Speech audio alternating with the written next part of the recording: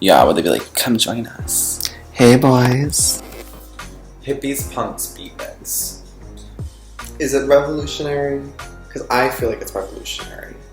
It's revolutionary in the sense that it allows a young generation to sort of run around and explore. And it's very like youth, freedom, like, you know, running wild in nature and sort of not giving a fuck about what the man wants you to do.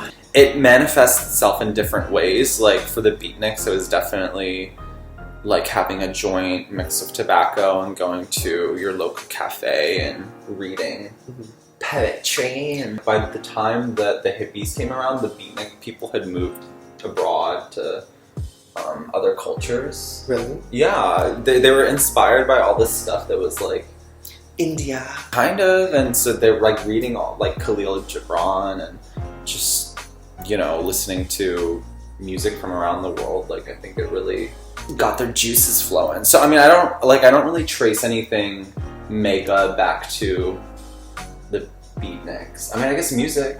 But see, I feel like it's almost like saying the hippies are responsible for a lot of the music that was around in the sort of the late 60s and 70s. But would you agree with that? How does music... In terms of fashion, I do feel like the color black is almost like... It's almost like a little bit void of expression, you know? The punks and the beatniks are both known for wearing a lot of black. And so I do feel like their music just wasn't as vibrant and sort of like catchy and like upbeat and like positive as the hippies was. Mm-hmm. I mean, there's definitely a lot of it. There's definitely like a lot that they made. It's just like... I mean, if you think about it, like the 50s... I mean, you know, it wasn't appropriate to go out and sort of the day unless you were a businessman or in mourning in full black. It's like, oh, this is a clear social sign that you're goth, huh? Could you imagine 50s goth? See, this is what confuses me about this. The punks and beatniks, were they feeling that energy inside, sort of the energy that wearing black clothing gives, or were they seeking that desire or seeking that energy? What's the difference between wearing it because it represents you and wearing it because you feel like you desire it? So, this outfit, for example, I mean, it's like armor. It's not a true representation of who I am. This is exactly who I am, so I can't really relate. Can't relate. This is how I was born. It's almost like we wear these things to instill ourselves or our social being with that energy in a way. Yeah. I'm sure there's like leading people in those subcultures that wore things out of pure necessity and sort of innovation. Like, let's use this bike lock as an accessory. Let's use it as a necklace. Punk, chaos. So what are we talking about exactly? I mean, look, I definitely see a lot of revival of this sort of beatnik, punk, hippie style. Like, I think people are feeling what they were feeling back then, which I think is sort of a craving for new power establishments and rebellion against the man. It's kind of complicated for me to think about fashion and then to also think about designers and like designer fashion. When I see street fashion from any time, I know that it's like a representation of like the pulse of the moment. So I mean, this is like a very creative look. You know, I don't think Vogue was photographing her and like, here we are, we need to see exactly what's going through your mind. And then, you know, in 2008 to 9, Alexander McQueen has here we go. Who is this catering to? I mean, because it doesn't seem like these people who do the sewing or even like the designing are sort of free enough to live lives that their runways are inspired by. It's like clearly like if you spent all this time and all these years working in this like industry, this is more like a vision of how you see people going about nature. So I mean, is it that these designers are designing for the elite and rich who can then sort of enter into these subcultures in these garments and feel at peace in them? Or is it that these people buying these outfits are trying to say that they identify with these subcultures in just their everyday life? And they're dressing almost like a fantasy character. I feel like there was almost a divergence between what was presented on the runways and what people wanted to actually wear. And it just like became more and more sort of, it's almost like an exaggerated echo of like the actual fashion moment. Yeah. Like I feel like it always comes a little bit late And I mean, people have definitely like noted that. Like when things first appear, they're like viewed with like, oh my god, what the hell is this? And then the idea has to be taken on, sort of easily merged into the already existing ideas in society, Mm-hmm. and then you see this sort of style flourish, which is very beautiful. Okay, you know the movie 13 Going on 30? Yes. Okay, so that movie has a lot to say about fashion, and it's brilliant.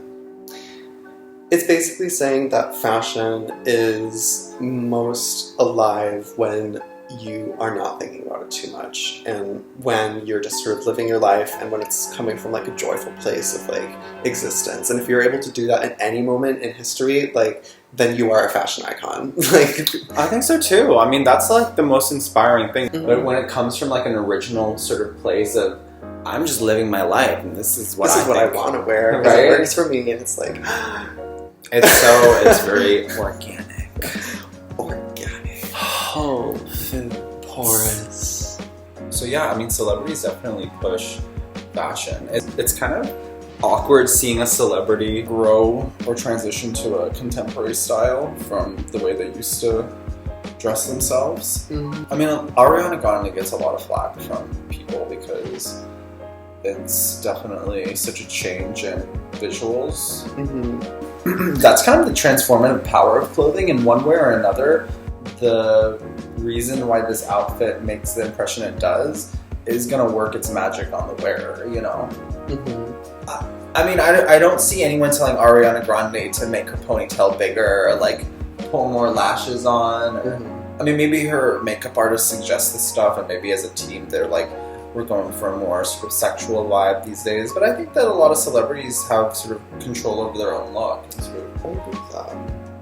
The contrast to that would be, you know, the designers, the couturiers, who I think knew that they weren't able to actually exert their influence, otherwise they just like wouldn't get hired. It was like, you know, we need to look like the fashion of the day. This is what people dress like. It's true. And so once it became a movie studio thing, movie stars became real heightened sort of fashion influencers. And now we have Instagram models. Yeah. Instagram has definitely changed up the game so much. There's just certain things when the industry changes that get left out in sort of the switching of wires, you know? Like the real skill of walking on a runway, having to do that to get the job instead of just taking really good pictures. It's definitely reached a watershed moment where people are unsure where to go from here, especially in the design world. And I guess maybe that's the great thing about this day and age, is that we don't get our fashion references from true sort of authority figures. I mean, it's kind of people who we view as respectable, inspirational, brave, courageous. Different values in terms of what they're looking for in celebrities. You know, people are actually looking for values and sort of people who they can aspire to not just look or sort of feel the glamour of, but to sort of think like and look at the world in the same way as. Yeah. It's just we're being more ethically critical of our icons, I guess, nowadays. Right. And I feel like fashion is heading in a similar direction, where it's becoming more about ethics and sort of... And I think a lot of people see fashion in the future sort of trying to take on, or currently taking on, how climate change is affecting us. I mean, we need to produce garments in a sustainable way. We need to figure out a way to not do this fast fashion thing anymore. It's not the way out. It's not going to help. Yeah, and I mean, let's be the generation that definitely tries to come up with solutions to this, because, I mean, I think we can all agree that it's not right. People in the world who do not get to enjoy the freedoms of life because they need to survive by working in a factory setting for clothes that just fall associate. Yeah. Don't even care about. Yeah, and it's, I mean, like, I'm not sure when this whole like disposable thing came to be, where it was like, just throw it out if it's ripped. I mean, for a long time, people sort of mended the clothes they had and sort of adjusted to the new styles. They would sew at home. Honestly, most women just knew how to sew. It's true. we have, as a society, like discarded a lot of sort of stereotypically feminine activities and vocations, and those things are still very important. I mean, yeah, we do definitely view as traditionally women's work as sort of degrading and like, well, why don't you just hire a maid? Mm-hmm. I mean, cleaning a house it's very beautiful, and it's sort of been projected to us as something that, you know, gardening, cooking. I mean, these are like very essential like parts of life. Maybe there should be some sort of government compensation for individuals who are taking care of the home. I mean, you know what? It's definitely not just like a dormant state of being. It's an active duty in society. I think a lot of that has to do with our culture, which is, you know, very masculine oriented, very sort of focused on activity and production, and not so much on the nurturing housework sort of side of things. Mm-hmm. I mean, I say people are busy not because that's a sort of masculine trait, but because people are just trying to, you know, stay afloat and make money and invest in their future. Because it's like, what the hell are we going to do with this, like, you know, $100,000 degree? And it's like, okay, I can get a job, but now I have to pay off like medicine and surgery. It's all so expensive, and to find a job that like covers this stuff. I mean, I know the economy is doing better, but I mean, people are busy, and they're busy trying to pay off their bills, and so I mean, I understand that the first thing to be risked is the tidiness and sort of the housework and the cooking, and so, you know, we have to question whether it's worth it at this point to sort of forsake the things that should naturally be a part of our lives. That's a big sacrifice. Are people really going to stop working? In the past, only men were really like allowed to join the workforce. It was like there was a psychology people were operating on. It's like, oh well, he has to provide for his wife. But now we can definitely assume that at least two people can have jobs in like a spousal home.